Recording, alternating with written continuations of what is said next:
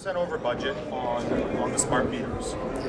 How sustainable is overspending like that? Well, part of the discussion I had yesterday in my remarks were to look at some of the numbers. A lot of her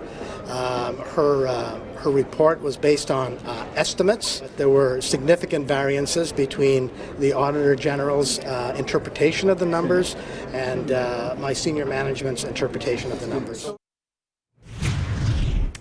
Okay, yeah, the Auditor General report must have fallen on his deaf ears, because the Wynne government has decided to dump yet another $85 million into the losing real estate bailout of Mars.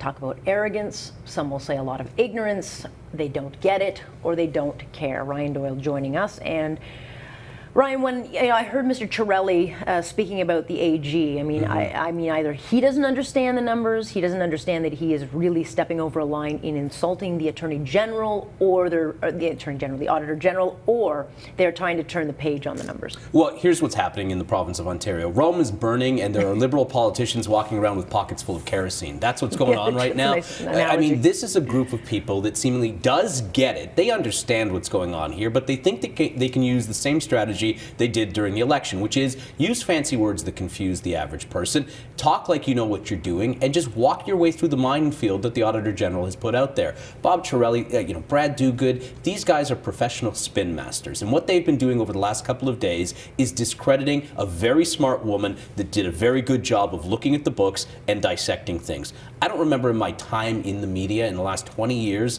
an Auditor General that has been told that she was wrong, or he or she was wrong with what they found. Most politicians over the time, no matter what their political stripe, will look at the Auditor General report and, out of respect for the work done, say, okay, we've got some work to do here. But it's not even I mean, it's bad enough he said it.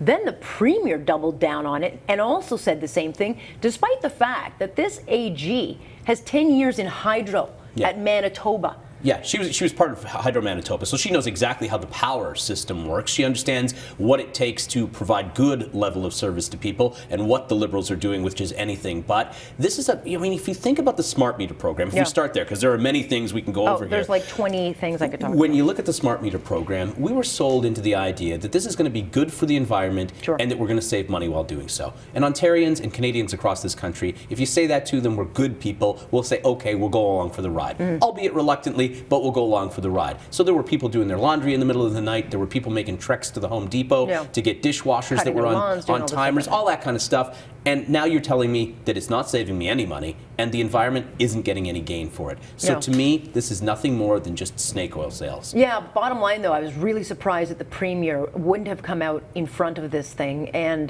was, I think, really disrespectful to the AG. But nonetheless, hey, the overriding theme of this AG report was the fact that there's massive amounts of spending, massive amounts of waste, and we're in a lot of trouble. And then yesterday, the headline is they're dumping $100 million more in a real estate bailout of an American company, which tells you what? It tells me that they're going to continue to plow ahead and spend our money to try to get themselves out of a jam. I mean, this has been the modus operandi since the days of Dalton McGuinty, right? Spend your way out of a problem, and then when you get to an election year, tell everybody that everything is A-okay. Yeah. This Mars project is now at $395 million. Your numbers say that. My numbers say that this is at $500 million and growing. Oh, it very well could be.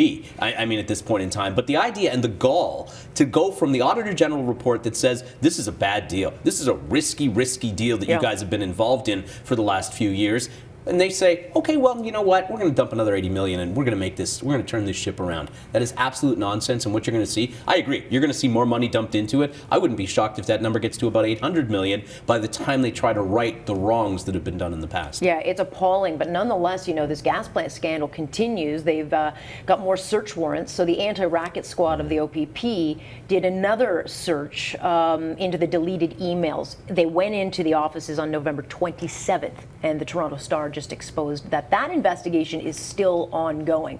Do you get the sense that we'll ever get to the bottom of that? Because they're not even investigating Peter Feist and or Laura Miller, who are accused of, going in with passwords and erasing. Yeah, and that's a great point, right? Remember that Kathleen Wynne. Why wouldn't they be investigated? Well, Kathleen Wynne, remember, shut down the committee not that long ago that was about to look into those individuals, have them come and testify. That's off the table. I hope that the OPP is doing this and is going to, try to uncover some things, and they might have a lead. I mean, they did this. They did a search not long ago, and this might have led to another search in the last couple of days. Because that's David Livingston there. That's right, and he's the one that's subject to the police investigation. But these two, who have basically moved away to Vancouver, I mean, he is accused of being the guy to erase it, and I don't understand how you can do an investigation and say that they're not part of it.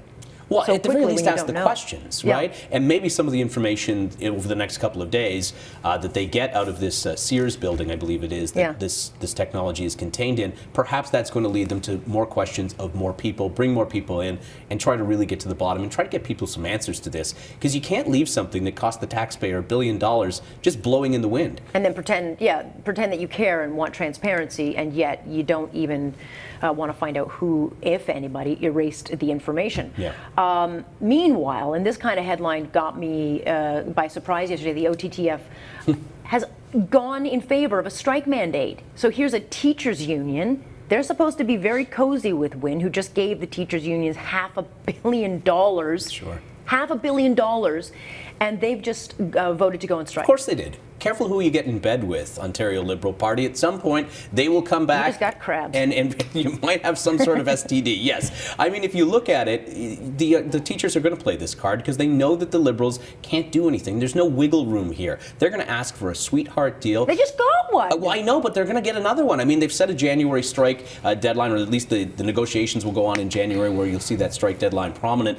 I think they're going to get more of the same. They're going to get more, slop put in that trough for them to drink and eat out of. I mean, but at what point? Because we already know OPSU has also voted to go on strike. This is the frontline workers, and this is Smokey Thomas.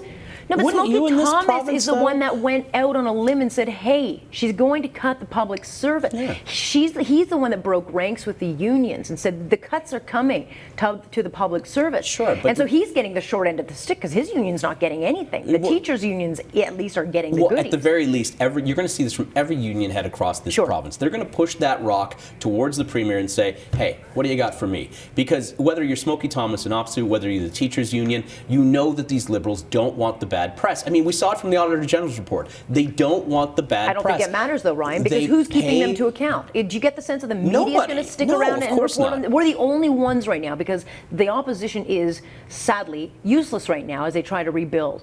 So the only ones that can keep the province held to account is the media. Yeah, and you saw them all standing around yesterday with their microphones out there. Thank God there were a couple of them in there that asked some follow-up questions and actually pressed the Minister of Energy. Paul Bliss and a few of them were actually saying, hey, look, are you going to resign or this and that? But at the end of the day, the tone has changed at Queen's Park from everyone I've spoken to who said there's this reeking of arrogance. They know that for the next 3.5 years, they can literally do whatever the hell they want. But there is so much bad news for Ontario right now.